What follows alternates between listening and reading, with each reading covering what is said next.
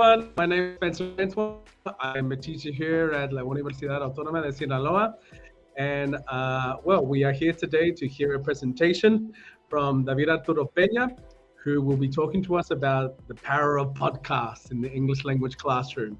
And so, that's what we're here for today. Just so you know a little bit about me, I'm from Brisbane, Australia. I've been working as an ELT professional for the past 14 years, and I have a range of experiences, professional experience teaching from kids to adults, and also with a range of levels from A1 levels to C1 levels, and in a range of different field as well. For example, I've taught in exam preparation, I've taught in teacher training, in conversation classes. I volunteered in multiple projects related to the English language learning community. And at the moment, I am, like I said before, a teacher of the ELT, the BA in ELT degree program in La Universidad Autónoma de Sinaloa. So yeah, that's a little bit about me. I will now pass the time over to Mr. Peña so that he can start with his presentation. All right. Well, hi. Yes, thank you so much, Spencer, for that wonderful introduction. My name is David Peña, as you stated previously.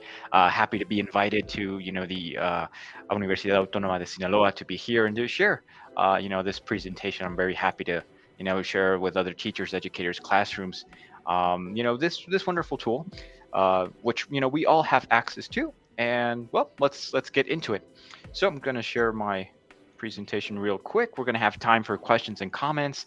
That's always important for every presentation. And you walk away with something or have questions, concerns, we'll look into them. All right.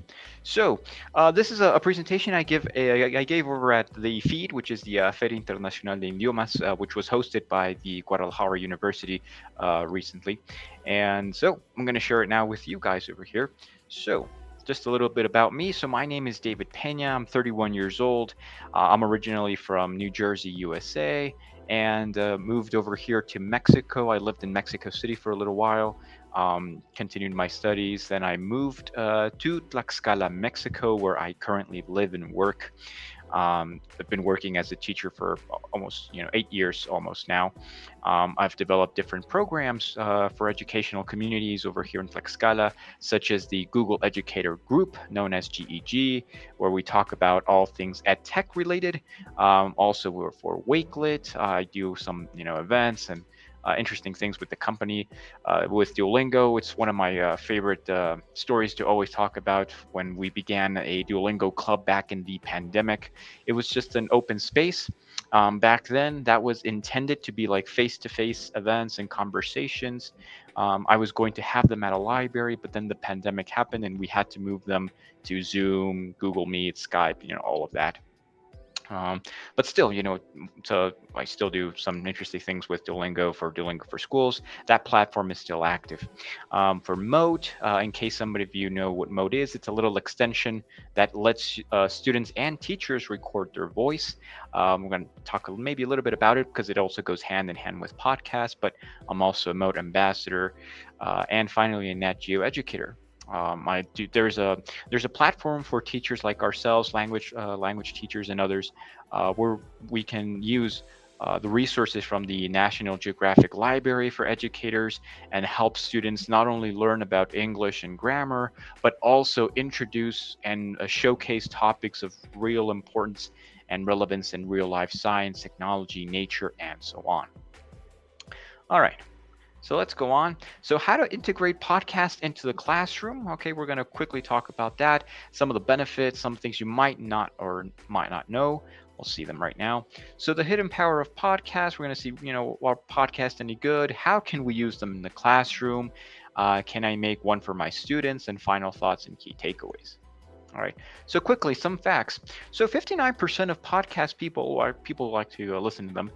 They do it while doing chores or some kind of housework. Now, this is an interesting statistic. Why? Because it tells you that it's not an activity that requires you to be in front of a laptop or a computer. This is something that you can listen to just in the same way that you listen to music, and you're probably, doing some gardening or washing the dishes, taking out the trash, doing exercise, whatever. But the point is, it's very versatile that you don't have to be in front of a desk to do this activity. 74% of people like to listen to podcasts to be able to learn something new. That's a very good number.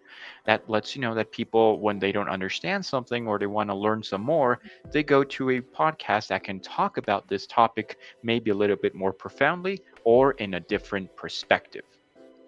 And finally, 56% of podcast listeners are ages between 12 and 34. All right. Of course, as time progresses and technology progresses, we're going to have people, in their 40s and 50s also listen to podcasts. We'll get there soon. Right. But in the meantime, this age census or population are already, familiar with podcasts. So not much, work to be done there. They're some familiar with it.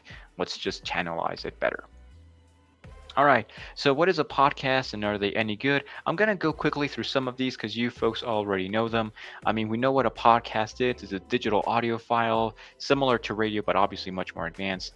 And are they good? Well, I would say yes. We're going to look at how they are good in this particular manner in classrooms. One of the things I mentioned is that um, they're portable. You don't need to be sitting down to, listen to a podcast directly. And something interesting, which when I was invited as a guest back for the Get Inspired and Innovate podcast, I was talking to them about this. A lot of the times, we students, because I was a student like yourselves as well, we get used to our teacher's voice. Now, not in a bad way. I remember some of my teachers, their different voices and tones and pitch. I remember them with, great love and care. What I'm saying is, sometimes students can get used to the manner of speaking of a certain person. So when they're talking about a topic, the brain might be already accustomed to, their pattern of speech.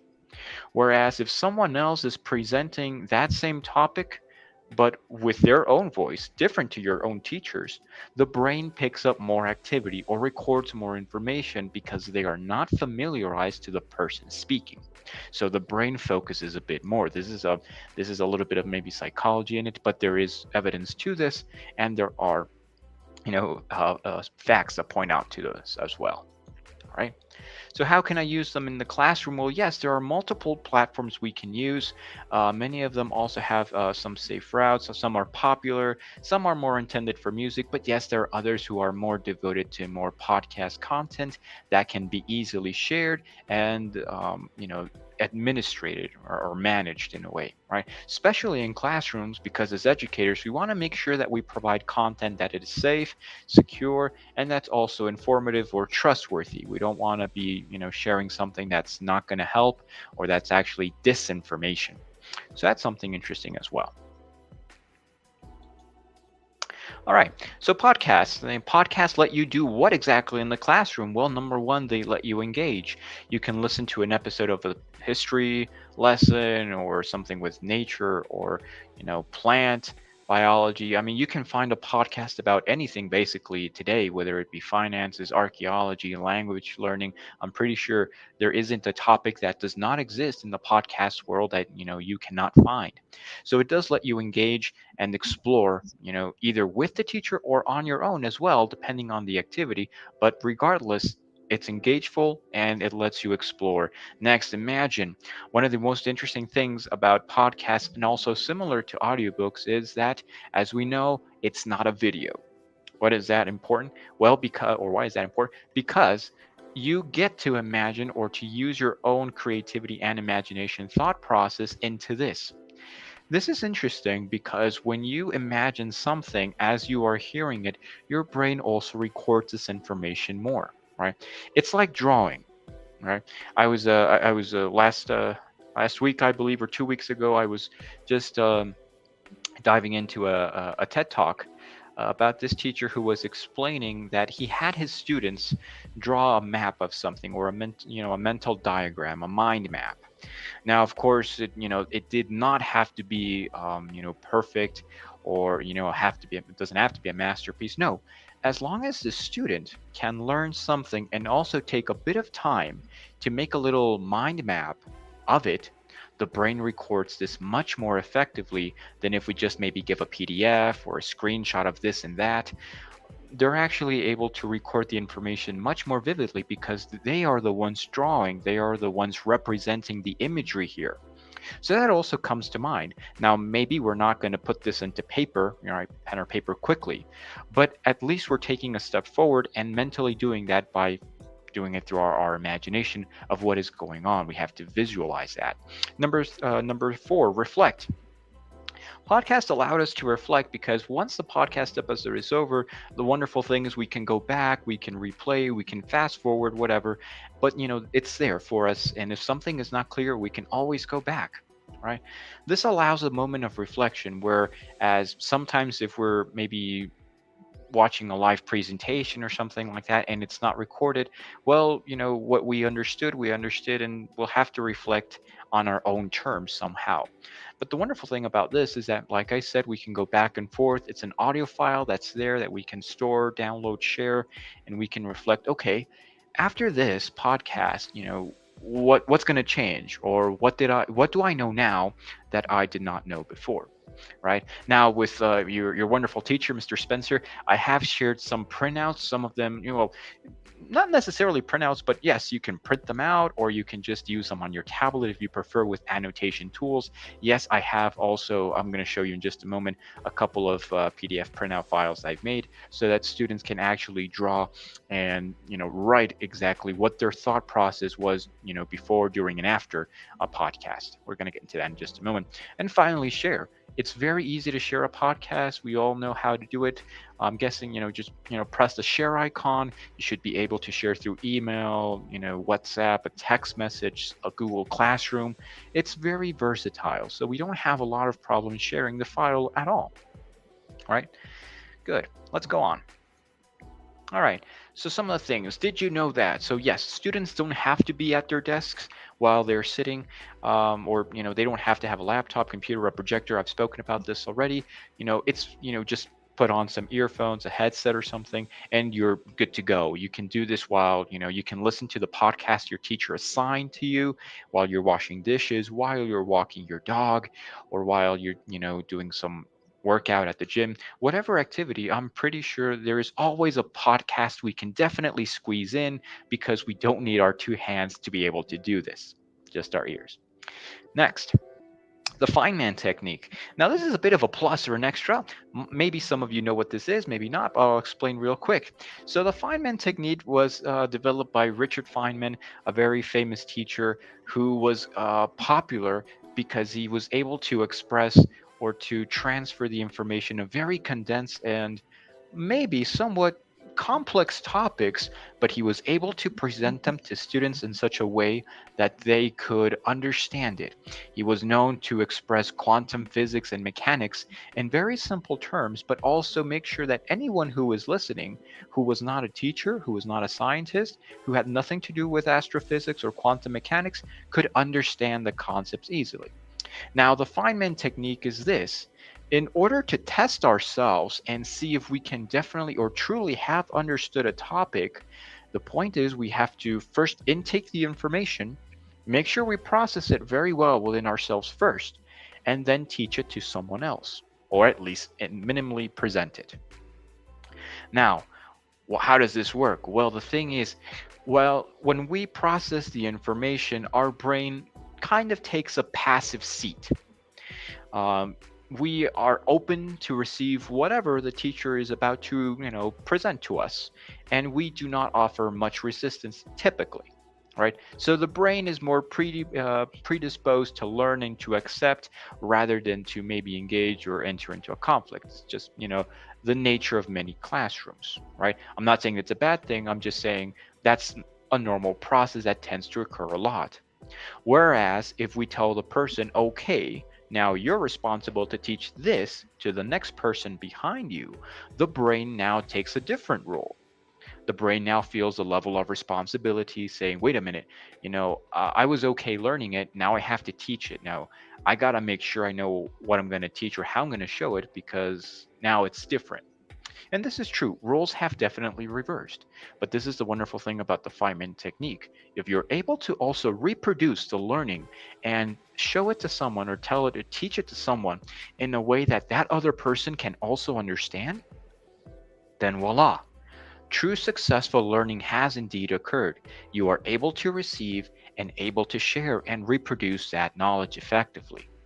Therefore, the Feynman technique is very recommended, especially for students that have trouble understanding something or that just don't know how it fits. Right? I've done this a lot with some of my students in English language classrooms. One of my favorite memories was when I was preparing students for a test. Their test was next week. I believe it was a Friday. Their test was on Tuesday. And I kept on asking, okay, this and that grammar, this and this sentence structure, this and that. And I was like, okay, questions, because you're having your exam is coming up. They're like, no, okay. So I noticed that again, we kind of faced, or I saw in their faces that they were not really truly engaged. I mean, I did as best as possible, but I was pretty sure they had questions, but they didn't know how to express them. So at the end, what I did was this. Okay, since you don't have any questions, let's reverse the roles. Let's pretend I'm a student and you guys are the teachers. When I said that, their eyes all opened up. I said, okay, I'm going to pretend I don't know, about this. I just taught this to you, or have been teaching you this for like about 2 weeks now that I think about it. I'm going to ask you some questions, and I want you to teach me how to do a sentence structure. You're going to correct me. You're going to correct my grammar. You're going to correct my verb tenses. When I said that, like I said, their eyes opened up, they lit up, and some of them were in a slouch position. All of a sudden, they stood up, or at least they stood up straight. And I started, okay, Jennifer, um, what kind of verb am I supposed to use in this particular sentence? And then all of a sudden, she struggled a little bit and was not able to correctly answer what I asked. And I went with the other guy, right? Hey, John, this and that. Is my sentence correct? Have I known this, I would do it. And he said, some of them struggled a little bit. Some were able to actually tell me, no, you're wrong because of this and that. But again, this little maybe social experiment or whatever actually did help them change the roles and stopped the passiveness from them to something a bit more aggressive in a positive manner. Right. So they were now wondering, wait a minute, now that I became the teacher, I found that yes, I have some holes in my knowledge that I need to fill up.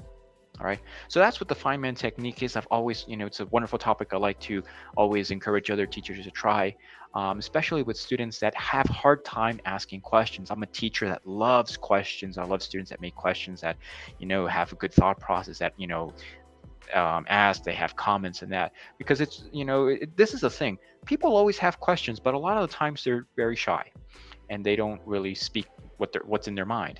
And this has happened a lot. When one person has a question, another person also raises their hand because they broke the ice. And then a third person does the same, and the fourth, and the fifth.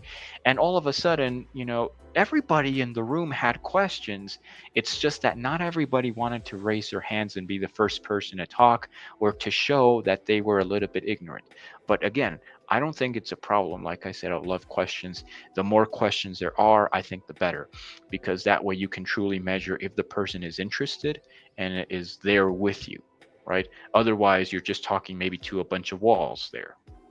So questions are important because they always complement positively any conference, presentation, lesson, teaching, etc. It's always good to have that input, not just have teachers spit out information and have students just, open their mouth to receive. No, it has to be, something very organic. I've always, been a very profound spokesman about that. Next, optimize the input of point of view and other resources. Now, this other third part talks more about the input from other educators or hosts and so on. For example, if we're talking about history, I know that history sometimes might seem a very boring topic to many students because it talks about events that don't seem relevant to today. right? And some other things. But again, I mean, I know I have students who are, great at history, they love history and so forth. So what I'm getting to is this. If let's pretend that this is maybe a history class or something, and we talked about maybe World War II, right? We can assign a podcast episode from a trustworthy source that us, the educators, the teachers, can deem worthy to share within our classroom, and students can also hear from the perspective of another presenter, another history teacher who hosts a podcast channel. I mean, why not? We can also complement what our teacher said in the classroom to what now the teacher is sharing from another teacher who's also showing the same kind of information, or from a different viewpoint perspective or other points of knowledge, right? So maybe our history teacher in class focused on Pearl Harbor, and the other teacher focused about some things leading up to the Pearl Harbor attack in World War II. Some of them can also showcase why maybe the Japanese wanted to attack Pearl Harbor in the first place. Why not some other place, right? And this complements the information, because if we just say, oh, the attack of Pearl Harbor, December 7, 1941, okay, we always want to make sure we get as many viewpoints as possible, on both sides of the fences, on every viewpoint possible, see what is going on, how people were thinking, what cultures were trying to express and do and showing, you know, um, on any basic given point in history and topic. So it's always good to have those multiple perspectives from trustworthy sources that can also challenge our way of thinking, or what we learn, what we knew, or what we know, and so forth. So it's always good to input from trustworthy sources, also those bits of history lessons or math or science or whatever. It's always good to complement them correctly. So that's what a podcast episode can do. All right, so here are some of the platforms, are very basic ones. We have Google Podcasts, which is quite easy to use. I'm a big fan, use it a lot. We have, the iTunes, SoundCloud, Spotify, the TuneIn, and Anchor. Now, Anchor, I'm just going to make a little parenthesis here, because I'm pretty sure, teachers are also going to maybe watch this later on. Anchor is a platform sponsored by Spotify, and Anchor, within Anchor, teachers can create their own podcast channel. They can upload artworks, episodes, and seasons, and so on. So it's a wonderful tool for educators and educational communities to start hosting a podcast channel completely for free. And yes, it's also available on other platforms. So once you create your podcast channel or your episode, you can select to what other destinations you want to host that podcast, and you can do so on Google Podcasts, SoundCloud, Spotify. You have multiple options from the top most popular platforms, and the best thing is it's for free. It's a free educational tool out there for teachers, no subscription, no monthly, none of that. And just you can have fun. There are many tutorials on YouTube for teachers or students that want to do a classroom project. I recommend Anchor. It's one of the safest platforms and easiest one to use to start designing and hosting podcast channels, episodes, and so on. So feel free to dive into that if you're interested. All right. Next, we can easily share them in various LMS, learning management systems, Google Classroom, Canvas, Edmodo, Quizlet, Blackboard. It's just shareable anywhere, where we basically want to. As long as we have a link and a share button, we can do whatever. Right. Some recommendations recommended for students, stuff you should know: Duolingo Spanish stories, A History of the World in 100 Objects, Star Talk, TED Talks Daily, You Are Not So Smart, Curiosity Daily, Learn German Pod 101. Well, in the last one I mentioned, there's actually multiple versions of that. So you can like Learn German Pod 101, Learn Spanish Pod 01, Learn English Pod 01, Learn French. So you get the point. All right. So those are some I recommend for students, but hey, there are many, many out there. It's a tremendous number. Just go ahead and take a look. For teachers, I do recommend the following. podcast channels that I like and follow would be, Ed Webcast, Educating All Learners Alliance, the Classroom Exit Strategies podcast. That one's really great for hands-on activities. The Teacher Talk Radio, the Google Teacher podcast, especially for teachers always using EdTech. I recommend that a lot. The Creative Classroom with John Spencer, right, and House of Hashtag EdTech. These are just a few, but again, there are tremendous amounts of great podcasts you guys can listen to. And whether you're a student, a mom, a dad, a teacher, there's a podcast for everyone out there, right? So, go ahead. All right. So let's go podcasting for teachers. All right. So now we're in the printout section. Okay. So these are just a couple of little printouts that I designed for teachers for my classes as well. I'm just going to talk about this one real quick. It's called Recap, Listen, and Record. We have 3 columns. We assign a particular podcast episode to our classroom, to the students, and we combine it or we contrast it with what we learned also in class, right? Now, when we say contrast or combine, of course, we don't mean like, oh, my teacher said this, but the podcast person said this, and they conflict. Now, that can happen, all right? But the point is not to actually make them clash. The point is what, my teacher said that was not in the episode and what the episode has that was maybe not covered in class, right? Now, we, not to blame anyone here, but we have to understand teachers also have a limited time. They can give you a lesson or such. Many teachers would sometimes like to give you guys extra time, but we have to follow schedules. That's, the truth at the end of the day. So there's a limited time for what a teacher can show you within the classroom. But again, we can potentialize this by using resources like the one I just showed, right? So it's always the best interest of the educating community of learners, students to complement the learning. I mean, if it's necessary to clash, then yes, there are times where it's necessary to have conflicting points of view. But like I said, we're not, this is not for students to be, getting up in arms against, everything that's being taught in the classroom. No, the objective is to comprehensively combine things and to, make sure that there is a good cohesion of the whole information to assess or to better, retain the knowledge and also share it with others. I mean, at the end of the day, we're not trying to lynch our teacher. We're, trying to take what he or she said, combine it in the classroom and so on, right? It's still part of the learning process. So coming back to this, the first green rectangle you see there is learned in class. Now this is everything your teacher showed. You can write some bullet points, key points, information, takeaway, whatever you remember from in class, keep it in the green rectangle. In the white rectangle, we have the podcast episode notes, things that you thought were interesting that were maybe not mentioned in class, things that you did not know before, things that you thought, hey, I always thought it was, this and that, but with this evidence from the episode, it's actually showing no, it was the other way around, right? So we can always do some interesting notes there. And finally, in the red column, the last section, questions and contrast. Now, this is important. Here, the student will be able to write questions saying, hey, I remember this in class, and I remember the podcast episode mentioned this, but just something doesn't click. I'm not sure how this works. Maybe I missed it. Maybe the teacher did mention, but I was a little distracted. So I'm going to write my question, right? The bottom half, you can write the contrast points, things that, well, we saw this point of view, but the podcast also mentions this other point of view. And I think that's interesting, right? So the student can take his or her time to write down this in the printout and explore the ideas and actually put them palpably on something. Next. All right, this one is more intended for students that, yeah, might be a little bit more artistic, but also students that like developing mind maps.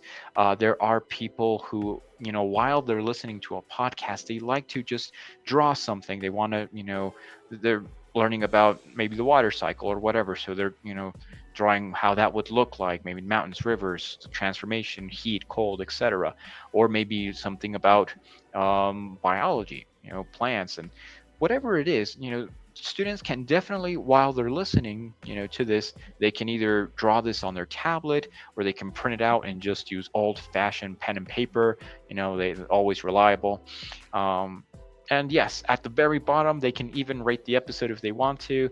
They can rate the episode out of 5 stars, what they felt the episode, must receive. That's just a little bit of a plus there for anyone who wants to. But yeah, I mean, you can even rate the podcast episode. Oh, I think this was a 3.5. Oh, I think that was a 5. Or I think it's a 2. So yes, this one over here is more intended for, mind mapping, drawing, that sort of stuff.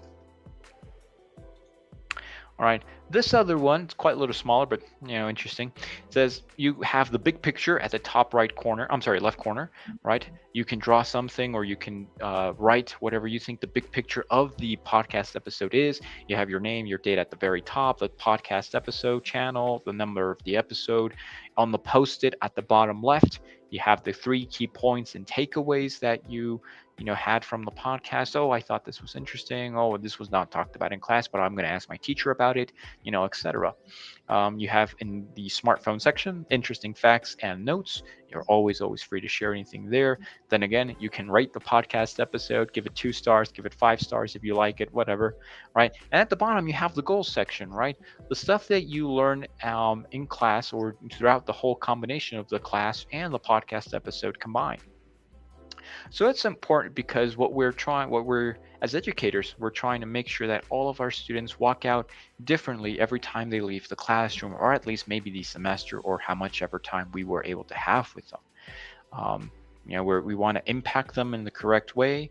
We want them to walk out with knowledge that yes, can definitely work in the real world and connect points. It's a very interesting topic. Sometimes it can also, I don't want to deviate much, but yes, there's a lot of things that in the educational world and community must be reformed. But again, focusing on this particular topic, it is important, yes, to have some goals, to have an understanding, to have a clear sense of I came in with this information, I learned this and that, and I'm exiting out with this information, ready to either put it in practice, share it, contrast, confront myself and say, hey, I thought, this and this happened, or this and this was right, but now I'm saying I can change, or I did not take into account these other events or facts or whatever. So we always want to have that good positive clash of, of reflection, comments, and so forth. So it's always important to also keep, the goals in check. All right. And last but not least, my thank you very much to you all. Thank you so much for being throughout this presentation. I hope you enjoyed it. If you have podcasts or episodes you haven't listened to, I recommend that you go again, try. I know a lot of people nowadays, we leave things maybe incomplete. I include myself there. I really dislike it when I do that, because I always go back, and if I haven't finished a podcast episode, I go back and finish it, and I really just don't like listening to 20 minutes of this one, 10 minutes of that other, 5 on here, because that is also maybe a bit of a downside that can happen. But hey, personal discipline can definitely help us there. So that's what I'm working on myself, because like I said, I really dislike doing that, and I like to just listen to a podcast one by one, and just jump to the next one in that particular order, see how they help each other, how they complement, and so on. So yeah, just keep at it, right? I know it could be very temptatious, but focus, be disciplined. You're gonna see the wonders of just also using this tool in the classroom, besides a YouTube video or something that does require you to kind of be attentive to it. Take advantage. You can be washing dishes, walking your dog, and you can still do this activity without much of a problem. So that's basically it. Thank you so much for having me here. All right. And if you have any questions or comments, I'm more than happy to, answer them. We'll talk about them. Any, topic or question you might have for us language teachers or educators in general, you're more than welcome to make your questions, and we'll have them on the show. All right. Actually, can you get the lights, please? Let's turn the camera so you can actually see the people that. Sure. Yeah. All right. Okay, so you guys ready? All right, so here are my Hey 8 there. semester students. Wow, it's a great crowd. Hi, everyone. Hey, happy to see you all here at the presentation. And so, well, I'm going to give them a chance to ask any questions, whether it is about the actual presentation or perhaps a bit of his experience in our field. He is open to all kinds of questions, so I will pass the time over to you guys or to us. All right, sure, go ahead. Happy to hear them all. Just go ahead, guys. Anything you have about, I mean, it doesn't have to be like, like your teacher said, it doesn't have to exactly be about English language. No, it could be something about academics or anything you have on mind about, just learning in particular. So yeah, go ahead. All right, I got one question to get the ball rolling. Sure. Um, what would you recommend to an ELT professional like ourselves who would be interested in getting into the more digital side of language teaching rather than the traditional classroom side? Well, yeah, that's a very good question. I know that definitely now in 2023, a lot of what we do is very, very digital.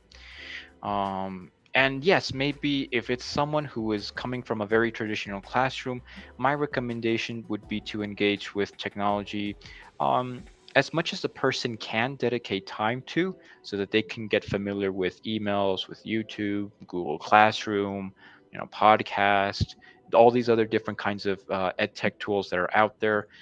Something that I do a lot and I recommend, but of course everyone is different. What I do is I dive into YouTube tutorials. There's a lot of wonderful material on YouTube that you can find. Great channels, a lot of developers that have exceptional content that will just make it's wonderful to see. So I always like going to a tutorial when I don't understand something, or when I just need an extra help or a push on something. I'm pretty sure I can find a tutorial that can explain something that maybe I missed or did not know how to do.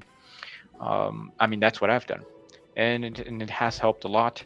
I remember, looking at a lot of tutorials on how to use Google, Google Classroom, Google Sheets, Google Docs. I used a bunch of them before I became a Google educator.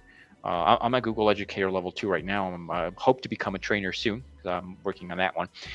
But yeah, I mean, during the pandemic, I really did not have a place to go to Google to. Like, there's obviously stuff you can read online, but sometimes after teaching a class, my eyes would be tired, and I would just, prefer to watch a tutorial so that I can quickly see where to click on and do this and that. And of course, I always went back to reading.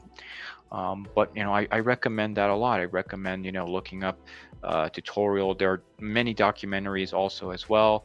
So that's one of the things I also do. Like, there are also podcast tutorials. But when it comes to ed tech, you will need the visual part.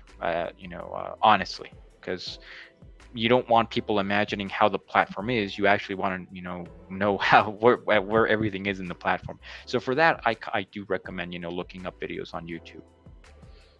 Okay. All right. Good. Thank you. Sure. Anyone here with any questions? Okay. All right. Let me turn the camera so we can see. Sure. We'll get you to ask the question, and let's see if the microphone picks up from that distance. Yvette? My question is, how do you get your students to be engaged in an activity involving podcast? Because it's mostly listening, and how can you get them to be involved so they are actually engaged in the activity? Because it's mostly listening. So how do you involve students? Okay. Did you get that? I believe so. So she's asking, how do I keep students engaged within like listening activities? Is that what you mentioned? Yes. Oh yeah. Thank you so much for the question. Yes. I hope you like this answer, because I've done this before, and I've had good results, especially with my older students, ages 15 and above. So, for example, I know that if we just put on a listening exercise, like a test kind of exercise, a lot of students rarely get engaged. Talks like, that probably just don't interest you guys at all, to be really honest. Some do, some not. So, what I do is I do two. When it comes for the test, or time close to be taking a test for the students, what I do is I do assign multiple kinds of audios that I know are trustworthy and that are very similar to what's going to be on the exam. So that's one. Those are not very fun, but nevertheless, they are very important because they're very similar to what the student is going to see. So I do a lot of, okay, let's listen, pause. All right, hey, John, what do you think is going to happen next? Hey, Amy, did you understand the vocabulary and so forth? So I don't let like the audio play completely. I take my time with the students, and that way they're always like, oh, expecting when am I going to pause the audio. So that's a good one. The other one that is quite fun, that is very thought engaging, and you know one that I would say causes the most fun of memories is audio drama. So I'm going to explain about that. Now, I'm pretty sure you guys know audiobooks, but maybe, just maybe, you have not heard about or have not really seen or heard, sorry, audio dramas, right? Maybe you don't know them a lot. Now, an audio drama is quite interesting because an audiobook typically does not include sound effects or anything of that sort. Maybe a background music or something, an audio, but it rarely does not include any sound effects whatsoever. Sometimes you can have the narrator have multiple voices, but then again, so an audio drama is basically like watching a movie without watching it. Like you have the different voices, the sound effects, the tones, background music, and so forth. You're just not watching anything. For example, if anyone is interested, I remember with some of my students, we went on YouTube and we were playing the Batman No Man's Land comic audio drama. You can find it on YouTube, on some other platforms, iTunes, and so forth. Um, you can hear this audio drama, and like I said, you will be able to listen to the different characters, the sound effects from the fights and so forth. I mean, it's a Batman storyline. I'm pretty sure maybe you might be interested. Give it a try. I've tried it with my students, like I said, 15 and above. We've played the audio. We do make some pauses and hey, Richard, what do you think the character is going to do next, or how what did this person say, and is that grammatically correct? um, so yes, you do want to look for something that can engage their interest. um, my classroom at that particular time was a very DC fan classroom. I had my Marvel students as well, but they didn't mind. So the majority was like a DC fan core base over there, and they were thrilled when we had like the Batman audio drama played, and they were just imagining, the action sequences. Sorry, the action sequences, the fights, the dialogues, the premise of the story, what is going on. So it was much better than hearing like an audiobook, you know. And no offense to audiobooks, because I'm also a huge fan of audiobooks. But when it comes to maybe just imagination, for some, I would recommend audio dramas, especially for young students. And like I said, give it a try. If you haven't done it before, I'm pretty sure it's going to be an interesting experience. So you can find an audio drama from most kind of topics. Can I make a comment about that as well? Sure. Yeah, sure. Something that came to my mind listening to that question. An idea that came to my mind would be something I guess I can coin the term like podcast checkpoints, so that like as I know the duration of how long the podcast will be, let's say, I don't know, 60 minutes, we could say. I will let my students know in advance that at certain points in the podcast, there will be a checkpoint where we will pause the podcast strategically and do some kind of activity where they have to kind of report what they have learned from the podcast so far, or some sort of note taking that they have done during that period from one checkpoint to the next, for a couple of reasons. One, because it will benefit their learning and understanding of what the actual topic is. But two, by telling them in advance that they will have those different moments where there will be a checkpoint, it will keep them engaged, because they'll be like, oh my gosh, checkpoint is coming up and I might be asked by the teacher what I learned so far. And so it will make them take it more seriously rather than turning it into a passive listening activity. As beneficial or as interesting as the topic may be, but still listening is a receptive skill. So naturally it will be more passive than an actual conversation that we're having right now. So yeah, that's an idea that came to my mind actually while you were talking as well, and I thought I'd just share it as well. Of course, I 100% agree. And it is important to keep, like, for example, if it's a long podcast episode, I mean, by all means, definitely do the checkpoints. You can include them in the printouts and so forth. You can design them at your own wish as an educator. Yes, it is important because if we have an hour long podcast episode and we ask, hey, Carlos, give me 5 things about the podcast. They might come up with one, two, or three, unless they're like very prepared or really engaged. They might come up with five. However, if we divide it into like bite-sized, snippets, we can definitely, have a better engagement and timeline, mental timeline that they can follow. So yes, checkpoints are tremendously useful, especially for long podcasts, maybe like 30 minutes and above. I would recommend them. If the Yeah. podcast is maybe less than 30 minutes, you might have one or here or there. But of course, I mean, if it's like a 5 or 6 minute podcast, I know obviously there's no need for a checkpoint, but at the very end, you might want to have like, tell me this and that, right? Yeah, like a wrap Um, up activity. Yeah. yeah, like a wrap up one because it was really short. So you don't want like a whole like 3 page essay of something that was like 5 minutes. No, you just want students to Mhm. take away the important part. But yes, especially the longer, yes, the more I recommend checkpoints, like you mentioned. That's a good idea. Okay, very good. Thank you, Yvette. Thank you, David, for your answer. I saw another hand up, Helvana. Let me just turn the camera. Sure. All right, Hi. shoot. Yeah. I think you kind of already answered, but I was gonna ask about the age range. Like, what age range is appropriate to? Well, when is it correct to start using podcasts? 'Cause I can imagine that young learners wouldn't be very appropriate, maybe, but maybe I'm wrong.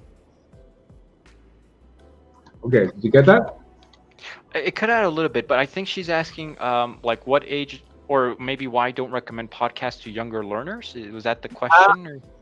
Yeah, it was related to age appropriateness. Like, when would be the minimum age limit to start using podcasts with students? For Right. example, obviously, we wouldn't use it with like kindergarten or lower elementary students. Right. It's a good question. It's a valid question. I would say 13 and above is normally what I recommend. Now, of course, they're able to use podcasts below that. Um, tell you what, when I was younger, when I was a small kid, I obviously podcasts were not a thing back then. I was born in the 90s. But I will tell you this, I was very I guess that's where it came all. I remember going to different bookstores and buying audio dramas and radio series. For example, I'm a fan of Superman from DC Comics, and I remember when I was like maybe 10 years old, I went into a bookstore in New Jersey, and I got a hold of a copy of like the first 45 episodes of the radio program or the radio show Superman on radio. I think that I don't recall exactly. I think it was from the 1950s or something like that. I'm not really sure. I forgot the date, but the point is, from an early age, I was exposed to audiobooks, audio dramas, and radio shows like that. Um, I just have a wonderful memory about that experience. Of course, like I said, I was younger. The reason I would probably not recommend podcasts below is because I would like typically the young child would have to have a smartphone in their hand, and I do have my reservations when it comes to giving a young child a smartphone at an early age. I've seen parents who have given it to like as soon as their kid is 9 or 10 years old, they give them a nice iPhone 13 or whatever, 14. Um, just because of that fact, I don't really think it'll be beneficial. Now, if they have a some kind of a Bluetooth speaker or something that can play an audiobook, or I have no problem with that. It's just that I would have my reservations assigning a podcast and sharing it to my 10-year-old student smartphone. That's what I have a little bit of a reservation with. But again, if the student is able to listen to the podcast or the show or whatever the audiobook without going through the smartphone, perfect. But that's me. Okay, all right, very good. Yes, she said thank you. Sure. Is there anyone else with a question, perhaps about he himself and his preparation? Okay, we've got one Sure. Bart, I have to repeat this because of the time. This will be the final question. Okay. All right, sure thing. It's okay. It will be short. Hey there. Um, do you have a podcast in a specific that you recommend to your students? Do you have a podcast that you would recommend in specific for students? Like, well, you're talking about like the actual channel, right? Yeah, the actual podcast channel. Yeah, like perhaps popular podcast that would be recommendable, and also content appropriate for, Of course. for students as well. Right. I mean, especially with older students, a lot of the times I mean, we know what you guys also like to and go into, and um, but within the liberty our school gives us, yes. I mean, there are some very wonderful podcasts that are educational wise. Um, the ones I would recommend, especially like for everyday learning. I would recommend, if you like astronomy, Star Talk with, Neil deGrasse Tyson. TED Talks are also quite interesting. TED Talks are a little bit more advanced, but if you guys want to be educators or work in the educational community, you can't miss that one. Now, in general, maybe my number one choice would be Curiosity Daily. Curiosity Daily is a fun podcast. It's presented by two hosts, a man and a woman. You can get used to listening to different tonalities of both a man and a woman's voice. But what they share within like 5 minutes or something, it's just like curious facts that can challenge perception or things that you were not aware of. Just go in, take a look at the channel Curiosity Daily.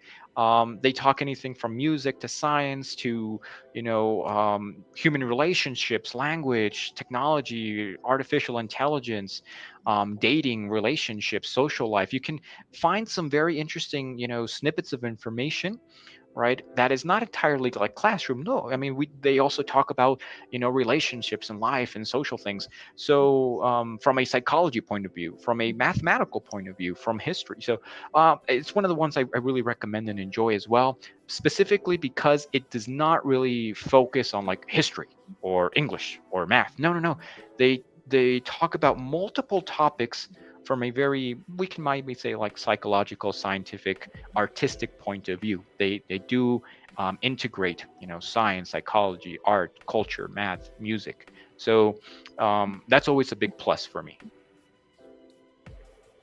Okay, very good. Thank you, and thank you, Itzel. All right, there was one last thing I would like to ask you. Sure. And it's different. It's apart from the topic about podcasts. You mentioned a All little right. bit about being a Google educator. Could you give us like a brief summary of what that's about? And you mentioned about becoming a trainer. Could you Oh explain a yeah. little bit about? Sure. So, well, a Google educator is someone who is not necessarily like a big fan of Google, but in part we kind of have to be a little bit of that in a way. Um, uh, it, it's a certification. There are different levels of certification. They became very popular at the very beginning of the pandemic. So a Google educator is someone who has taken the Google Educator Level 1 exam, because there's level 1, level 2, and then there's trainer and some other levels. Um, but it's an educator, a teacher that is able to use the Google Educator Classroom tools such as Google Classroom, Google Drive, YouTube, Google Sheets, Google Docs, Google Slides. They have to be able to know how to use these and some extra tools that are not necessarily Google. I mean, that would be like a plus for them. Like they can learn how to use Wakelet or how to use, StreamYard, Mode. Those are a bit of an extra plus. But a Google educator is a person that, like I mentioned, knows how to use these particular tools in the classroom, whether it be online, hybrid, or presential, and can assign topics, homework, can assign material, and so on in a way that is efficient for the teacher and the students in a digital ecosystem for learning, right? And by So there's a level. Sorry. Okay, no, sorry. I was going to ask you another question. And by having that label against your name, like you're a level 1, level 2, or trainer, like what benefits does that provide? Well, level 1 is obviously the entry level. Level 2 is a little more advanced, and beyond that comes the trainer. So the benefits would be that the educator gets to work with the Google system, the LMSs, and all the different tools that are out there. So they know how to use them, how to integrate, how to help students have a digital classroom ecosystem, as well as let parents know about how their child is going and so forth. I mean, they have to know these tools in order to also facilitate and make it easier on themselves, right? When it comes to grading, exams, and so forth.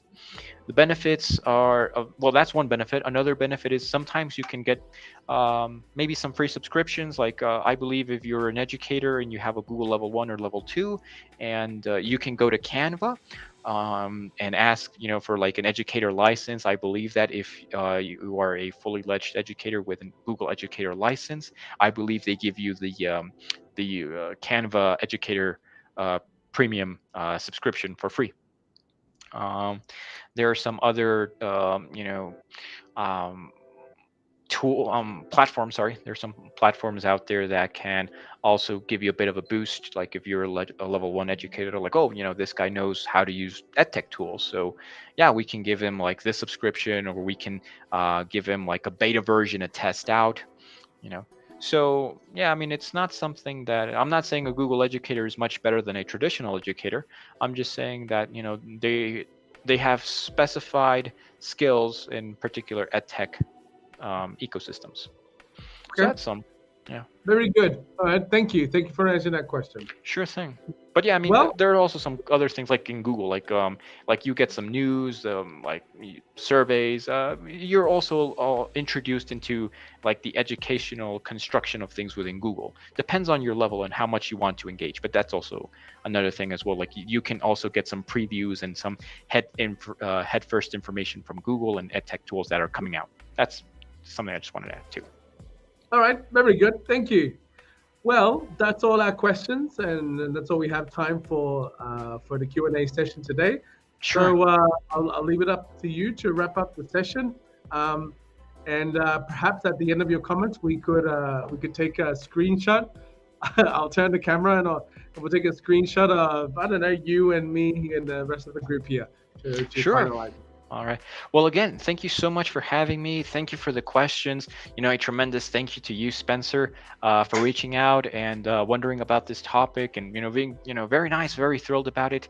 I hope all of the students who are here and listening are also get to appreciate you as an educator who reached out to someone else as well and provided something out of the ordinary, out of the common for their classroom. I mean, you and I are very similar in this. We do this for our students. We always go above and beyond as much as possible, as much as we can.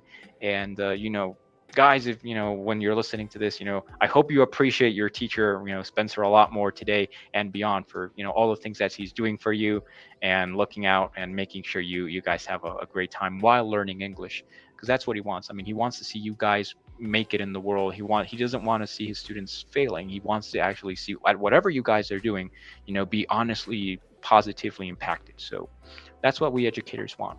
A true educator wants that for all students. So thank you so much for having me. Hope to maybe do this again sometime if possible. And enjoy the rest of the end of your semester, and happy vacation to all of you. Yeah. All right. Thank you so much. All right. Let's Thank you. let's give this a shot. I really don't know how this is going to work out, but hey, sure, why not? Let's wait, where am I facing? Oh, Nadeshda, maybe I'll do it like this. No, like this. Okay, lean in. Nadeshda, lean back a little bit so you can fit in, or you can move into the middle. Here we go. All right. Well, you're gonna see my eyes. So here we go. Can you take a screenshot of this? I believe so. Let me see. All right. On Yep. the count of 3. 3, 2, 1. Yeah? We good? Okay. All right. Well, that's it. Got it. Thank you so much. Yeah, this is just the start. All right. I'm sure we'll have a chance to do more of these in the future. And guys, you have his contact details there. He'll also be on the live stream. So if any other questions come to your minds, feel free to reach out. He's an awesome fella, and he has a lot of experience in the digital part of our teaching as well. So take full advantage of that. And yeah, that'll be all for today. Thank you so much. Awesome. Yes, thank you so much, and have a wonderful time. Thank you, Universidad Autónoma de Sinaloa. y los mejores deseos para ustedes. All right, take Yeah. care. You guys can do All it. right. See you later. Bye.